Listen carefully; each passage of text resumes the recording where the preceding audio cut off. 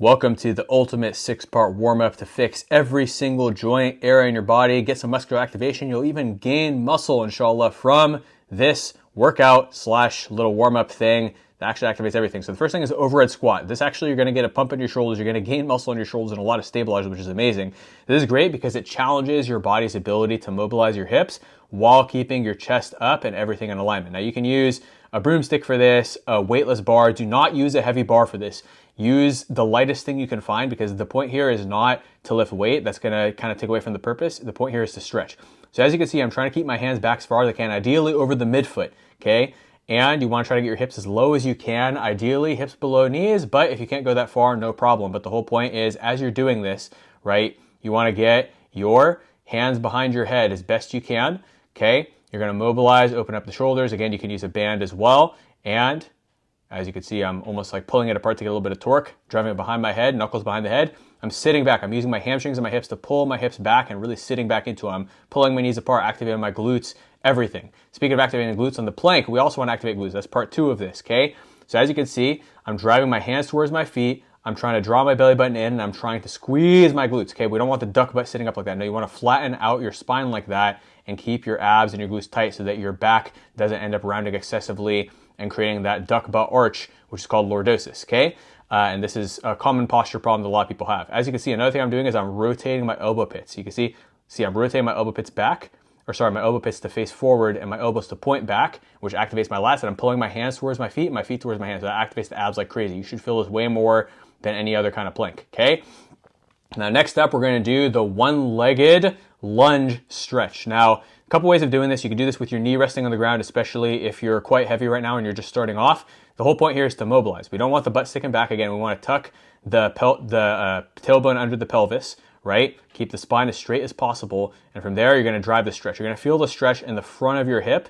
And you can also drive your hands behind your head as well. The same as overhead squat, it challenges you more and forces you to keep your chest up and activates your shoulders too. Again, you don't have to suspend your knee over the ground. You can put your knee on the ground because the point is to feel the stretch. I don't want you getting knee issues from this, but if you can try to keep your knee above the ground, and you can also try to open up your chest like this. You want to just drive that stretch into your hip while keeping the glute active, tailbone tucked under your pelvis. You can lengthen your stance a bit to get deeper into it. Find what's comfortable and gives you the best stretch. This makes a crazy difference. You'd be very surprised. And again, we're holding each of these for 45 to 60 seconds, but the first time you do it, you might only be able to do 10 to 15 seconds, okay, and that's fine.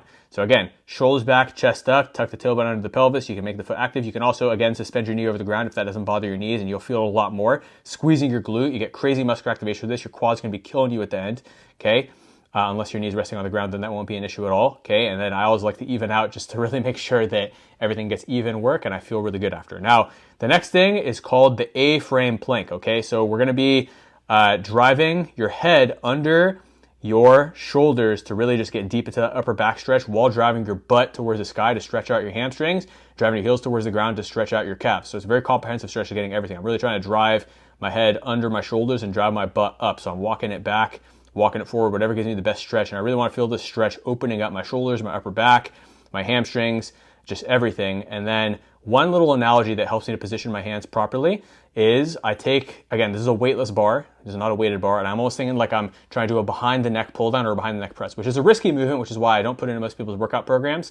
Actually, I don't think I've put it in anybody's workout programs for years.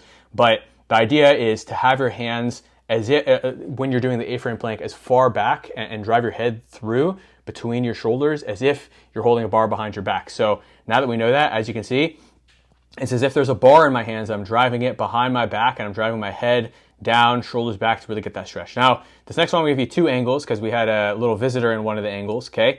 And so essentially what we're gonna be doing is we're gonna do a bridge while driving our elbows back as if it's a row, okay?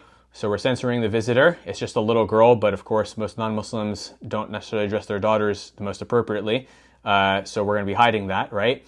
And then from there, you're gonna get your shoulders underneath you, okay? You're gonna try to get your feet underneath you too, and you're gonna drive your elbows back as if you're doing a barbell row. From there, you're gonna drive your glutes up towards the sky as hard as you can while keeping your back flat. We don't wanna do that duck butt thing. We wanna keep the tailbone tucked underneath the pelvis, really drive through the glutes. From there, what I also like to do is I like to walk my feet back a bit to really just get this deeper. You don't necessarily have to do that, but it helps you get deeper. I'm really driving my glutes up. You're gonna feel this a lot in your upper back, your abs. Use your abs to protect your lower back, your glutes, everything else. If you feel this in your lower back, you're doing it wrong. If you feel any of this in your lower back, you're doing it wrong. We want to use the glutes and the abs to protect the lower back. And again, another angle just to kind of show you guys. I'm almost trying to get my elbows underneath my body. This is going to work the muscles responsible for pinching your shoulder blades, your rhomboids, everything. Crazy stretch. You're going to feel even activation in your rear delts, the muscle in the back of your shoulder. It's really, really good for posture as well for your hips and for your shoulders. So again, everything here is extremely comprehensive. And make sure you tuck in your shirt so that your aorta does not become exposed while you're doing this. Now, of course, the last thing, we're going to stretch the hamstrings and drive the hands to the sides.